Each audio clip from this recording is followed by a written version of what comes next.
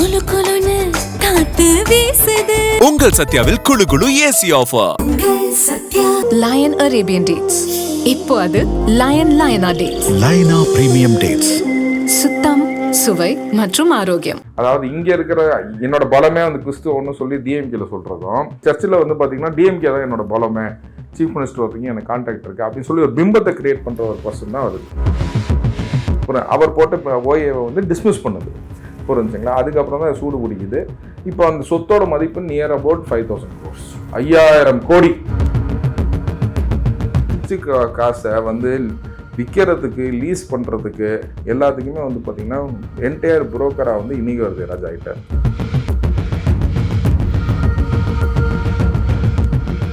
தன்னே வந்து நிலைநிறுத்திக்காக எந்த எல்லைக்கும் போகக்கூடிய ஒரு ஆள் தான் வந்து இந்த இனிகோ வருது ராஜா. அதுக்காக தான் அந்த ஃபோட்டோ நான் வந்து காட்டினேன். பேசின தோணுனா எங்கே இருந்தாங்க, எங்கே பேசினாங்க, எதற்காக பேசணும், என்ன பேசுனீங்க அப்படின்ற விஷயத்துக்கு தான் சார் நானும் சொல்கிறேன். திராணி இருக்குதா விஜய், அந்த திராணி நான் உன்ட்ட இருக்குதான்னு கேட்குறேன். இதுக்கு பதில் சொல்லு. நாங்கள் ஐபிஎஸ் ஆஃபீஸர், ஐஏஎஸ் ஆஃபீஸருக்குன்னா மிரண்டு போகிற ஜென்மம் கிடையாதுங்க, புரிஞ்சுங்களா? உங்களுக்கு 58 வயசு வரைக்கும் தான். பக்கெட் பிரியாணி, ஸ்வீட்ஸு, கிஃப்ட்ஸு எல்லாத்துக்கும் ஐஏஎஸ் ஆஃபீஸர், ஐபிஎஸ் ஆஃபீஸர். ஏன்டா அவங்க காசே இல்லையா? 95% இது வந்து பாத்தீங்கன்னா ஏக்கம் வந்து நல்லா தான் இருக்கு. நான் சொல்றது வந்து 95% வந்து கிளியரா இருக்கும். நாங்கன்னா வந்து we are not fraud. இந்த 5% பத்தி தான் நான் பேசிட்டு இருக்கேன்.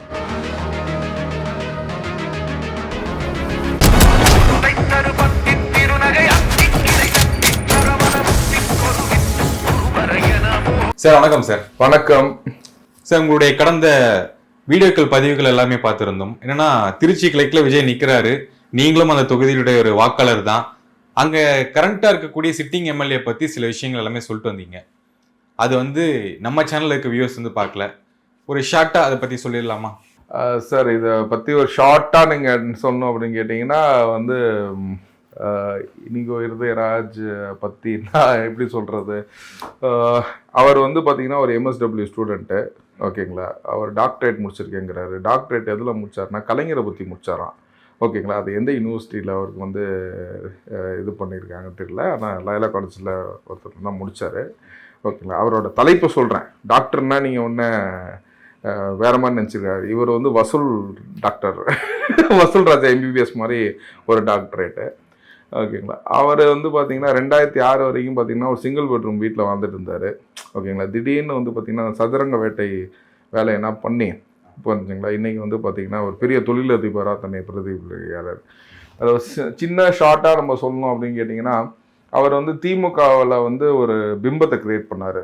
கிறிஸ்துவர்கள்லாம் ஏன் பின்னாடி இருக்கிறாங்க அப்படின்னு சொல்லிட்டு ஒரு கிறிஸ்மஸ் விழா ஒன்று நடத்தி இருக்கிற ஃபாதர்ஸ்டனா என்ன சொல்கிறாரு, கலைஞர் போய் வந்துருவார், அதனால் நீங்கன்னா வந்துருங்க அப்படின்னு. ஃபாதர்ஸு சிஸ்டர்ஸ்னால் வந்து ஐயோ கலைஞர் வராரு அப்படின்னு சொல்லிட்டு அவங்க ஒரு ஆர்வத்தில், ஏன்னா சிட்டிங்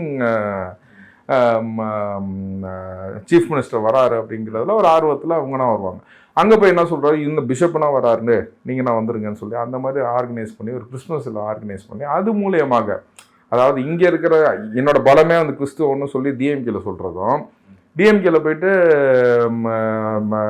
சர்ச்சில் வந்து பார்த்தீங்கன்னா டிஎம்கே தான் என்னோட பலமே, சீஃப் மினிஸ்டர் ஒருத்தங்க எனக்கு கான்டாக்ட் இருக்குது அப்படின்னு சொல்லி ஒரு பிம்பத்தை கிரியேட் பண்ணுற ஒரு பர்சன் தான் அது.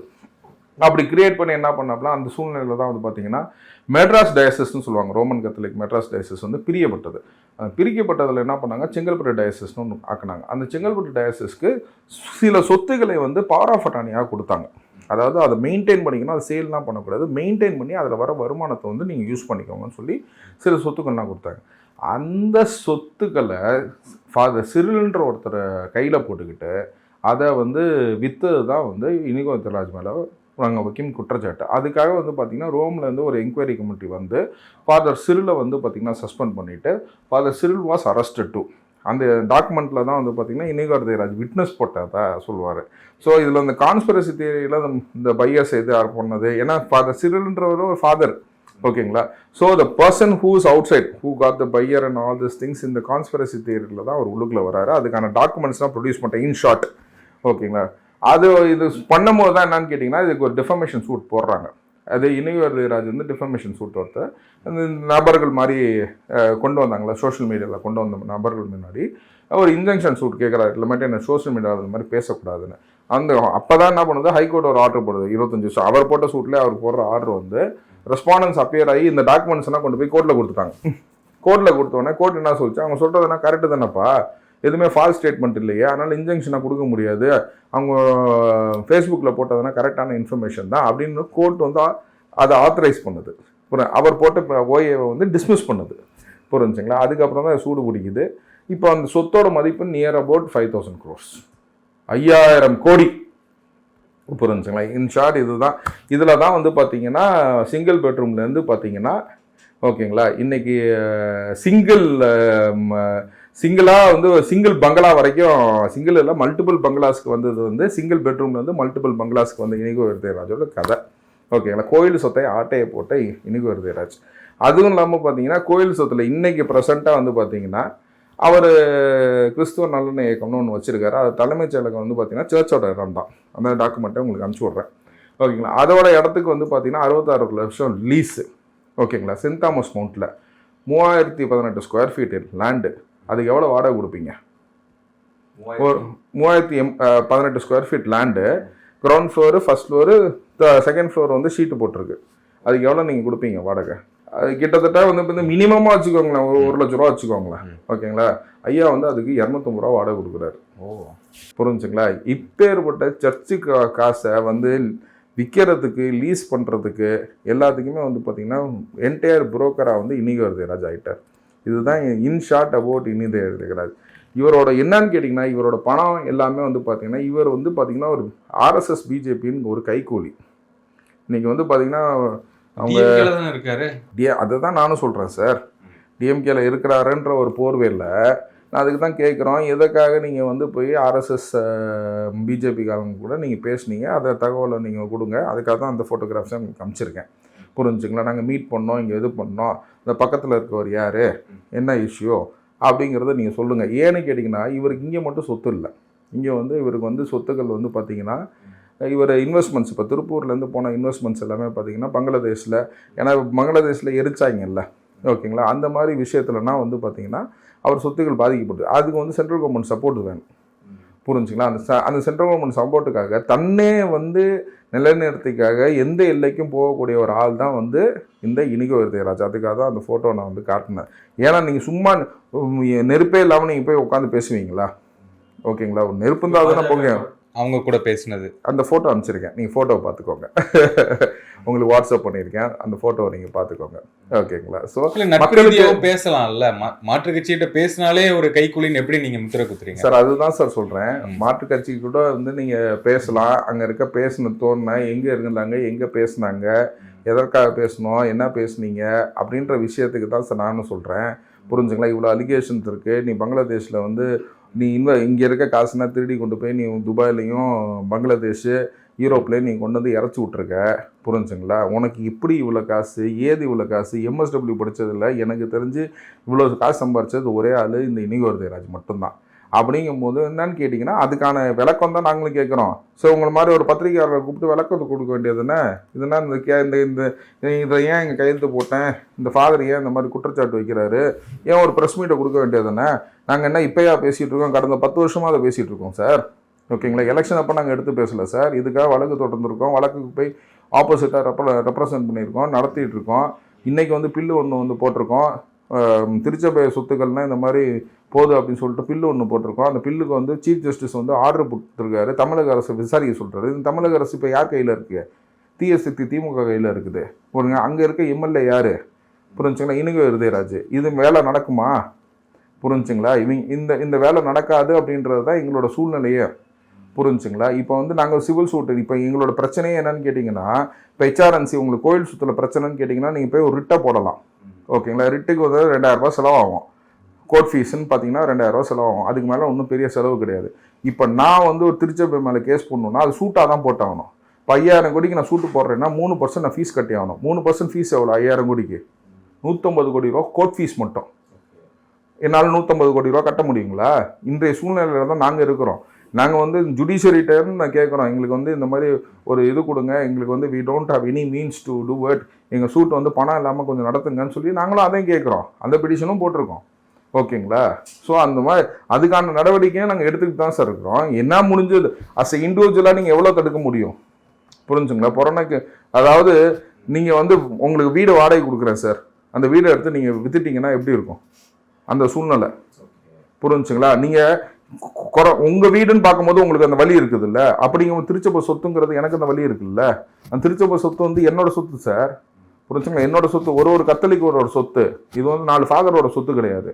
புரிஞ்சுங்களா? போப்புலேருந்து மக்கள் வரைக்கும் எல்லாத்தோட சொத்து உங்களோட சொத்துமே. ஏன்னா Christianity doesn't works for Christians alone, Christianity works for the entire humanity. ஓகேங்களா? எல்லா மனுஷங்களுக்கும் ஒர்க் பண்ணுறது தான் சார் கிறிஸ்டியானிட்டியோட கடமை. நாங்கள் ஸ்கூல் ஆரம்பிச்சாங்கன்னா கிறிஸ்டியன்ஸாக வந்து படிக்கிறாங்க, எல்லாருமே தானே படிக்கிறீங்க. ஹாஸ்பிட்டல் ஆரம்பிச்சாங்கன்னா எல்லாருமே தானே வந்து யூஸ் பண்ணுறாங்க. அப்படிங்கும் போது இந்த சொத்து வந்து மக்களின் சொத்து சார். அப்படிங்கும் போது அந்த இந்த இதுக்காக இருக்கிற சொத்தை வந்து எடுத்து திருடி தின்னு வித்து இந்த மாதிரி பண்ற ஒரு மனுஷனுக்கு வந்து விளக்கம் கொடுக்க சொல்லுங்க. நான் ஒண்ணுமே இல்லை சார், விளக்கம் கொடுக்க சொல்லுங்க சார். இந்த விளக்கம் நீங்க விளக்கத்தை நீங்க எப்படி நீங்க விளக்கத்தை கொடுங்களேன். ஏன் 10 வருஷமா ஏன் இவ்வளோ உனக்கு டெஃபமேஷன் கேஸ் போடுறதுக்கும் உனக்கு இது வந்து டைம் இருக்குது. இதுக்கு விளக்கத்தை கொடுக்கறதுக்கு 4 யூடியூப்ல 4 பத்திரிகை வந்து பத்திரிகையாளங்க வைக்கிறாங்களே. ஓகேங்களா? அப்ப வந்து கேளுங்க, ஒரு பத்திரிகையாளன் கூட இந்த கேள்வி கேட்க மாட்டான் சார். இந்த மீடியா எப்படி இருக்குன்னு பாருங்க. இந்த ஒரு பத்திரிகையாரன் அவன்கிட்ட போய் மைக்க நீட்டுறாங்க, தானி இருக்குதா விஜய், அந்த திராணி நான் அவன்கிட்ட இருக்குதான்னு கேட்கிறேன். இதுக்கு பதில் சொல்லு, இதுக்கு பதில் சொல்ல. நான் திருடங்கிறேன்ல, இந்த 4 மைக்க முன்னாடி நிக்குதுல்ல, பதில் சொல்ல. நீனு 2 யூடியூப் சேனல் வச்சு ஒன்று பதில் சொல்ல பாரு. அந்த திராணி உனக்கு இருக்குதா? ஃபர்ஸ்ட் நான் திருடவில்லை, நான் உழைச்சுதான் சம்பாரிச்சேன், இந்த காசு என்ன இப்படிதான் இருக்குதுன்னு அந்த திராணி இருக்குதா உனக்கு? அந்த திராணி இருந்தா திராணி இருக்கிறத காட்டுங்க சார். இதே மாதிரிதான் சார் எல்லா வேலையும் இப்படிதான். இப்ப பாத்தீங்கன்னா 4 IAS ஆபீசர் IPS ஆபீசர் கையில வச்சுட்டு, கரண்ட் IPS ஆபீசர் IAS ஆபீசர்னா கையில இருக்கிறாங்க. புரிஞ்சுங்களா? அதை வச்சுக்கிட்டு இங்கிட்ட அங்கிட்டு மிரட்டுறது. நாங்க IPS ஆபீசர் IAS ஆபீசருக்குன்னா மிரண்டு போற ஜென்மம் கிடையாதுங்க. புரிஞ்சுங்களா? உங்களுக்கு 58 வயசு வரைக்கும் தான், நான் சாவர வரைக்கும் வக்கீல். புரிஞ்சுங்களா? சாவர வரைக்கும் நான் வக்கீல், நான் சாவர வரைக்கும் போராடுவேன். புரிஞ்சுங்களா? இந்த மாதிரி ஒரு ஃப்ராடை ஏத்து நான் சாவர வரைக்கும் போராடுவேன். அப்படி செத்து போனா செத்து போய் தொலைறாங்க. புரிஞ்சுங்களா? இது என்ன, இதுதான் ஒரே ஒரு இது. இப்ப எப்படின்னு கேட்டீங்கன்னா, நிறுவனத்துக்கு போறது, காலேஜ் நிறுவனத்துக்கு நான் எவ்வளவு பெரிய ஆளு தெரியுமா? இந்த ஆள் சாதாரண ஆளா இருக்கும் போது இந்த வேலையை பண்ணது. இப்ப MLA ஆனோன்னா என்ன ஆகும்? கிறிஸ்தவ கல்லூரிலாம் போய் சீட்டு வாங்குறது, அந்த சீட்டை நான் வந்து விற்கிறது. இது ஏன் நீ தான் கோடி கணக்கில் ஆட்டையை போட்ட. இப்பயும் பாத்தீங்கன்னா இது ரெனிவல் இன்கம் மாதிரி. புரிஞ்சுக்கலாம்? கிறிஸ்தவ கல்லூரிக்கு போறது சார். இப்ப கிறிஸ்தவ கல்லூரியில வந்து பாத்தீங்கன்னா காசு வாங்கி நீங்க கேள்விப்பட்டிருக்கீங்களா? இல்ல சார். டொனேஷன் வாங்கி கேள்விப்பட்டிருக்கீங்களா? ஆனா இப்ப சீட்டு விற்கப்படுதுன்றத நீங்க கேள்விப்படுறீங்களா? முக்கியமான கிறிஸ்துவ கல்லூரி, நான் பேர் கூட சொல்லல சார், முக்கியமான கிறிஸ்துவ கல்லூரியில பிகாம் சீட் எவ்வளவு? லட்சத்துல போயிட்டு இருக்கு. எப்படி இதை சொல்றீங்க? இந்த வார்த்தை எப்படி வருது? லட்சத்துல. இந்த மாதிரி கேடு கட்ட ஆளுங்களால சார் இந்த மாதிரி கிறிஸ்துவ கல்லூரிக்கு கெட்ட பேரு. வாங்கி வெளியில விக்கிற நீ சீட்டை, ஸ்கூல் சீட்ல இருந்து காலேஜ் சீட் வரைக்கும் வாங்கி விக்கிறிய. இதெல்லாம் ஒரு கேவலமான ஜென்மம் இல்ல? கிறிஸ்தவ கம்பெனில வந்து ஒரு ஃபாதர் வாங்கி விற்கிறாருன்னு அங்க டொனேஷன் கேட்டாங்களா உங்களுக்கு? ஓகேங்களா? ஃபீஸ் கம்மி தானே சார் அங்க. எதுக்கு சார் ஒரு பிகாம் சீட் ஏன் சார் இவ்வளவு ஜாஸ்தியா போகுது? மக்களுக்கு புரியும். நான் எந்த பிகாம் எந்த காலம் ஏன் கேட்டீங்கன்னா, கிறிஸ்தவ கல்லூரி நான் டேன் பண்ண விரும்பல. இன்னுமே அது என்னோட இன்ஸ்டிடியூஷன் சார். நான் ஒரு கிறிஸ்துவனா சொல்றேன், அது என்னோட இன்ஸ்டிடியூஷன். அது கெட்ட பேர் வந்துடக்கூடாதுங்கிறேன். எல்லாரும் இதை புரிஞ்சுக்கணும்னு நினைக்கிறேன். ஃபாதர்ஸ், நாங்க உங்களுக்கு கொடுக்குற ஒரு பெரிய அட்வைஸ் என்னன்னா, உங்கள்ட்ட இருந்து சீட்டை வாங்கி என்னமோ கிறிஸ்துவ மக்களுக்கு தான் கொடுக்குறேன்ற பேர்ல வந்து பாத்தீங்கன்னா 5 லட்சத்துக்கும் 10 லட்சத்துக்கும் பிகாம் சீட்டையும் விஸ்காம் சீட்டையும் விற்கிறாங்க. 5 லட்சம் 10 லட்சத்துக்கு விற்கிறாங்க. இந்த மாதிரி கேடு கட்டவங்க. அதாவது எப்படின்னு கேட்டீங்கன்னா, தனக்கு கீழே இருக்கிறாங்கல்ல, அவங்களுக்கு ஏதாச்சும் வருமானம் வரணும்ல. நீ வித்துக்கோ, எனக்கு இவ்வளோண்டு கொடுத்துரு, எனக்கு பிளாட் ரேட் 3 லட்சம் கொடுத்துரு, 5 லட்சம் கொடுத்துரு, நீ 10 லட்சத்துக்கு வித்துக்கோ, என்னமோ பண்ணிக்கோ. இந்த மாதிரி வந்து பாத்தீங்கன்னா ஸ்கூல் சீட்ல இருந்து கிறிஸ்துவ கல்லூரி சீட் வரைக்கும் இப்பயும் பண்ணிட்டு இருக்காங்க, வித்துட்டு இருக்காங்க. இந்த மாதிரி ஒரு கேவலமான ஜென்மம். இப்ப நீங்க சொல்றீங்கல்ல, இந்த மாதிரி நீ விக்கிறீங்களா ஃபாதர்ஸ்? நான் இப்ப உங்கள்ட்ட கேட்கிறேன், நீங்க உங்க காலேஜ் சீட்ல இப்ப மார்க்கெட்ல என்ன ரேட்டு போயிட்டு இருக்குன்னு மக்கள் சொல்லுவாங்க. நீங்க இந்த சீட்டை விக்கிறீங்களா? இந்த வழியா நான் உங்களுக்கு கேள்வி கேட்கிறேன். இப்ப என்னன்னு கேட்டீங்கன்னா, இப்ப இந்த IAS ஆபீசருக்குன்னா வந்து IPS ஆபீசர் இந்த எல்லாத்துக்குமே வந்து பாத்தீங்கன்னா பிரியாணி செய்யறது, கிறிஸ்மஸுக்கு பிரியாணி கிஃப்ட்ஸ் இதெல்லாம் வந்து ரெடி பண்ணி இப்படிதான் ஒரு மேக் ஓவர். இந்த பிரியாணி எங்க தருவாங்க சொன்னா, அது கிறிஸ்டியன் இன்ஸ்டிடியூஷன் உட்காந்து செய்யறாங்க. ஸ்கூல் அன்னைக்கு லீவ் விட்டுருவாங்கல்ல, ஸ்கூல் கிரவுண்ட்ல, என் சர்ச்சுக்கு பின்னாடி தான் அந்த ஸ்கூல் இருக்கு. என் சர்ச்சை என்னன்னு கண்டுபிடிக்கணும். சென்னைக்கு நான் போற சர்ச்சுக்கு பின்னாடி தான் அந்த ஸ்கூல் இருக்கு. அந்த ஸ்கூல் பேரை நான் இப்ப சொல்ல விரும்பல. அந்த பிரின்சிபலை கையில போட்டுக்கிட்டு புரிஞ்சுக்கலாம் அந்த கிரவுண்டில் சமைக்கிறாங்க. ஓகேங்களா? பிரியாணி எல்லாத்துக்கும் பக்கெட் பிரியாணி, ஸ்வீட்ஸ், கிஃப்ட்ஸ் எல்லாத்துக்கும். ஐஏஎஸ் ஆஃபீஸர், ஐபிஎஸ் ஆஃபீஸர், ஏன்டா அவங்க காசே இல்லையா? இந்த திருடன்ட்டை வாங்கி திங்கணும். ஓகேங்களா? எல்லா மினிஸ்ட்ரி எல்லாத்துக்கும் இந்த மாதிரி வந்து பாத்தீங்கன்னா ஒரு பிம்பத்தை கிரியேட் பண்ற இந்த கிறிஸ்டியன் ஃபங்க்ஷன்னாவே இனிகோ இருதயராஜ் பேர் தான் உனக்கு வரணும் அப்படின்ற ஒரு பிம்பத்தை கிரியேட் பண்ற ஒரு பர்சன் தான் வந்து பாத்தீங்கன்னா இனிகோ இருதயராஜ். இப்போ நான் நீங்க சொல்றேன் பாருங்க, ஒரு இதுலயும் வந்து பாத்தீங்கன்னா இப்ப வந்து டவுன்ஃபால் ஆகுது. நம்ம வீடியோஸ்னா ஃபர்ஸ்ட் வந்ததுல இருந்து ரொம்ப டவுன்ஃபால் ஆகுது. ஸோ இப்போ என்னன்னு கேட்டீங்கன்னா எல்லா பாசிட்டிவ் கிட்டையும் போயிட்டு தன்னோட மேனிஃபெஸ்டோ கொடுக்குற மாதிரி வந்து பாத்தீங்கன்னா அவர் ஆளுங்கள்லாம் அனுப்பி இப்போ அவர் சர்வே பண்ண சொல்லியிருக்காரு 234 தொகுதியிலையும். புரிஞ்சுங்களா? முக்கியமா வந்து பாத்தீங்கன்னா திருச்சியில உன் தொகுதியில ஓகேங்களா, நீ எதுக்கு வெளியூர்காரனை கூட்டிட்டு வந்து நிப்பாட்டுற? என் தொகுதி சார் அது, எனக்கு அங்க ஓட்டு உரிமை இருக்கு, உனக்கு ஓட்டு இருக்கா? உனக்கு ஊடு இருக்காங்க? ஊடு வாடகை ஊடாச்சா இருக்கா? எதுவுமே கிடையாது. 5 வருஷமா நீ எம்எல்ஏ இருக்கிற, ஒரு வாடகை ஊடு கூட நீ அங்க எடுக்கல, பக்கத்துல இருக்க ஏரியால போய் தங்கிட்டு இருக்க. அப்படிங்கும் போது உனக்கு அந்த ஏரியா மேல என்ன அக்கறை இருக்குங்கிற? என்ன அக்கறை இருக்கும் உனக்கு? ஏன் சார் அது கன்ஜஸ்டட் ஏரியா சார், அந்த கன்ஜஸ்டன்ல இருக்கக்கூடாதுன்னு சொல்லிட்டு நீ சொகவாசியான ஏரியால போய் நிக்கிற, திருச்சி மேற்குல போய் தங்கிட்டு இருக்க. அப்படிங்கும் போது நீ என்ன மனுஷனா? நீ அந்த ஏரியால வீடு எடுத்திருக்கியா? வாடகைக்கு வீடு எடுத்தியா? நீ அந்த ஏரியால ஓட்டர் ஐடி கிடையாது, ஒண்ணும் கிடையாது, உனக்கு அந்த ஏரியாவுக்கு சம்பந்தமே கிடையாது. அட்லீஸ்ட் எம்எல்ஏ ஆக்கினாங்கல்ல, அந்த ஏரியா நின்று வேலை செஞ்சிருக்கணுமா வேணாமா சார்? நீ சீன் போடுறதுக்கு தான் அந்த ஏரியாவா? நீ என்ன பெரிய அமைச்சரா, இல்லைன்னா முதலமைச்சரா, இல்லைன்னா சிஎம் கேண்டிடேட்டா? எங்கேயோ வந்து நிக்கிற அளவுக்கு நீ வந்து ஊசி போன ஒழுங்க வர. புரிஞ்சுங்களா? ஏன்னா அப்படிதான் நம்ம பேச முடியும், பார்லிமெண்டரி வேர்ட்ஸ் யூஸ் பண்ண முடியும். அதுக்காக நான் சொல்றேன், மற்றபடி நீங்க எல்லாமே போட்டுக்கலாம். அவ்வளவு கடுப்பு சார். ஓகேங்களா? இந்த பாத்தீங்கன்னா இந்த பிம்பத்தை கிரியேட் பண்ணி நான் எல்லா ஃபாதர்ஸையும் சொல்ல, இதை நீங்க ஃபர்ஸ்டே நீங்க கொஞ்சம் போட்டுருங்க. நான் எல்லா ஃபாதர்ஸையும் சொல்லல. ஓகேங்களா? 95% ஃபாதர்ஸ் வந்து ரொம்ப கரெக்ட் சார். ஓகேங்களா? ரொம்ப கரெக்டா இருப்பாங்க சார். கிறிஸ்துவங்கிறது என்ன சார்? இன்னைக்கு போப் லியோ எடுத்துக்கோங்க சார். இன்னைக்கு வந்து ட்ரம்ப்பும் கிறிஸ்டியன், போப் லியோவும் கிறிஸ்டியன் சார். ட்ரம்ப் செய்யறது தப்புன்னு சொல்றவர் தான் சார் போப் லியோ. ஈரான் மேல வார உடனே ஸ்டாப் பண்ணாங்க, குழந்தைகளை கொல்லாத, எதுவும் பண்ணாதுன்னு சொல்லிட்டு இன்னைக்கு அந்த இஸ்லாமிய கண்ட்ரின்னு நினைக்கலையே சார். தன் ஓன் மனுஷனை கரெக்ட் பண்றவன் தான் சார் வந்து ரிலிஜியஸ் லீடரு. ஒத்து உதுறனா வந்து புறணைய நக்கிற ஃபாதர்ஸ் சொல்லுவேன் சார். புறணைய நக்கிறாங்க பாருங்க, நக்கி புலகிறவங்க, அதுதான் இந்த ஃபாதர்ஸ். 95% இது வந்து பாத்தீங்கன்னா ஏக்கம் வந்து நல்லா இருக்கு. நான் சொல்றது வந்து 95% வந்து கிளியரா இருக்கும். நாங்கன்னா வந்து we are not fraud. புரிஞ்சுங்களா? we are not fraud. our fathers are வந்து very good, sisters are very good, எங்க பிஷப்ஸ், ஆர்ச்சி பிஷப் எல்லாமே 95%. இந்த 5% பத்தி தான் நான் பேசிட்டு இருக்கேன். இதை தயவு செய்து கொஞ்சம் முன்னாடி போட்டுருங்க. ஓகேங்களா?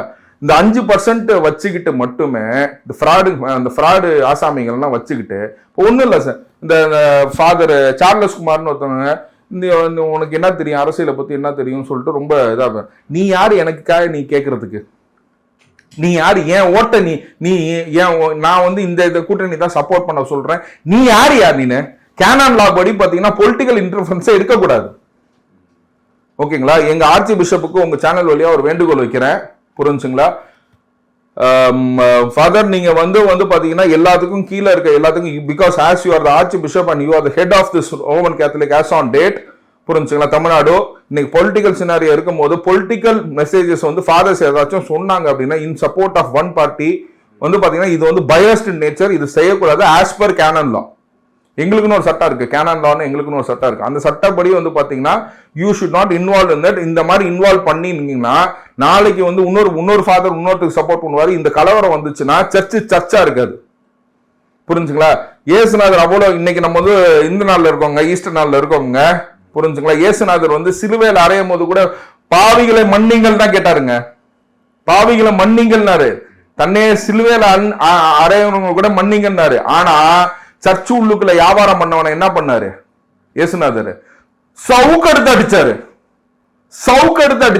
அடிச்சு இயேசுநாதர் கோவப்பட்டது என்னன்னு கேட்டீங்கன்னா, நீங்க சர்ச்சை வியாபார யுத்தியா நீங்க என்னைக்கு கொண்டு வரீங்களோ சவுக்கு அன்னைக்கு இயேசுநாதர் வருவார்னு கேட்காதீங்க, நாங்க தான் இந்த சவுக்கு. ஓகே, இப்போ எப்படி போயிட்டு இருக்கு நினைக்கிறீங்க? இப்ப இனிகோ இருதயராஜ் மேல இவ்வளவு பிரச்சனைகள் சொல்றீங்க, இதையும் தாண்டி களத்துல எப்படி இருக்கு சார்? களத்தை நீங்க திருச்சி மக்களை நான் வாக்காளர் நானே சொல்லிட்டேன். புரிஞ்சுங்களா? இன்றைய களம் எப்படி இருக்கு அப்படின்னு கேட்டீங்கன்னா, விஜய் வரவுக்கு அப்புறம் வந்து பாத்தீங்கன்னா இது எங்கன்னு கேட்டீங்கன்னா, இதுக்கு நான் வந்து என்ன தேங்க்ஸ் சொல்லணும்னு கேட்டீங்கன்னா, ஒரு ஸ்டார் இது வந்தனாலதான் இன்னைக்கு வந்து நல்லவனா இருந்தா மட்டும் போதாது சார். இதை நாங்க போராடிட்டு இருக்கோம். ஓகேங்களா? இது இன்னைக்கு வெளிச்சமா வருதுன்னா எப்போ வெளிச்சமா வருது? திருச்சி கிழக்கு தொகுதியை நீங்க இதுக்கு முன்னாடி வந்து பேடி கேட்டிருப்பீங்களா? கேட்க மாட்டீங்க. புரிஞ்சுங்களா? இன்னொரு கேண்டிடேட் விஜய் கட்சியில இன்னொரு கேண்டிடேட் நின்றுந்தா கூட நீங்க கேட்க மாட்டீங்க. ஆண்டவனா பார்த்து அனுப்பிச்சு விட்டவர் தான் சார் விஜய். இன்னைக்கு களம் எப்படி இருக்குன்னு கேட்டீங்கன்னா, காலையில வந்து முதல்வர் அவர்கள் ஓகேங்களா, கே நேரு, அன்பில் மகேஷ், இனிகோ இருதயராஜ் எல்லாம் போய் டீ குடிச்சாங்க. புரிஞ்சுங்களா? சுத்தி எவ்வளவு திருநாய் இருந்துச்சுன்னு நீங்க பார்த்துருப்பீங்க. புரிஞ்சுங்களா? ஐ மீன் உண்மையில நாய் இருந்துச்சு சார் டீ கடை பக்கத்துல, இல்லைன்னு சொல்லுங்க. ஓகேங்களா? அதனால மக்கள்லாம் எப்படி இருந்தாங்கன்னு, விஜய் அதே இதுல பட்ட பகல்ல அவ்வளோ உச்சி வெயில்ல வராப்ல அவருக்கு எப்படி ஆதரவுன்னு திருச்சி கிழக்குல நீங்க பாக்குறீங்க. அதாவது முதலமைச்சர், 2 மூத்த அமைச்சர்கள் மற்றும் எம்எல்ஏக்கள் இருந்தப்ப என்ன கிரௌடோ திருச்சி கிழக்குல சார், நான் சொல்றது திருச்சி கிழக்குல. ஆனா விஜய் வந்தப்ப மக்களோட ஆரவாரம் எப்படி இருந்துச்சு நீங்க பாத்தீங்கன்னா தெரியும். சோ மொத்தமாவே வந்து பாத்தீங்கன்னா திருச்சி கிழக்குல நிக்கிறது மத்தியில நிக்கிறார் sir, centre of Tamil Nadu sir. அந்த அதிர்வு வந்து தமிழ்நாட்டின் எல்லை வரைக்கும் போச்சு சார், எல்லை வரைக்கும் போயிருக்கு சார், அந்த எல்லை வரைக்கும் போச்சு. இவங்கன்னா போனா இவங்களோட கிரௌடு என்னன்னு சொல்லிட்டு நீங்க டிவியில பாக்கலாம். புரிஞ்சுங்களா? விஜயோட கிரௌடு என்னன்னு சொல்லிட்டு நீங்க டிவியில பாக்கலாம். அதாவது தலைவர்கள் நீங்க சொல்றீங்கல்ல, எப்படி மக்கள் கூப்பிடுறாங்க, எவ்வளவு ஆரவாரம் இருக்குது, மக்களின் மனமாற்றம் எவ்வளவு, களத்துல நிக்கிற மக்கள் வந்து நீங்க என்னன்னு கேட்டீங்கன்னா எப்படி இருக்குது அப்படின்னா நீங்க பார்க்க ஆரம்பிச்சீங்கன்னா என்ன சார் பண்ணிருக்காங்க, கடைசியில வந்து ரோடு போட்டிருக்காங்க சார். இவங்க குலுங்கி வரக்கூடாது, இவங்க ஓட்டு கேட்க வரணும்னு சொல்லிட்டு இவங்க ரோடு போட்டிருக்காங்க. இந்த எலெக்ஷன் முடிஞ்சோன்னா அந்த ரோடும் கரைஞ்சு போயிடும். இந்த எலெக்ஷன் முடிஞ்சோன்னா ரோடும் கரைஞ்சு போயிடும். அந்த அளவுக்கு தான் இவங்க ரோடும் போட்டிருக்காங்க. 40% கமிஷன் வாங்கிட்டு ரோட போட்டா எப்படி இருக்க போகுது? புரிஞ்சுங்களா? இதுதான் கள நிலவரம் சார். புரிஞ்ச வரைக்கும் அந்த அதிர்வு வந்து தமிழ்நாடு ஃபுல்லா இருக்கும். ஓகேங்களா? வெற்றி, அதாவது எல்லாருமே வந்து டெபாசிட் இழப்பார்கள் திருச்சி கிழக்குல அப்படின்றத நான் சொல்றேன் சார்.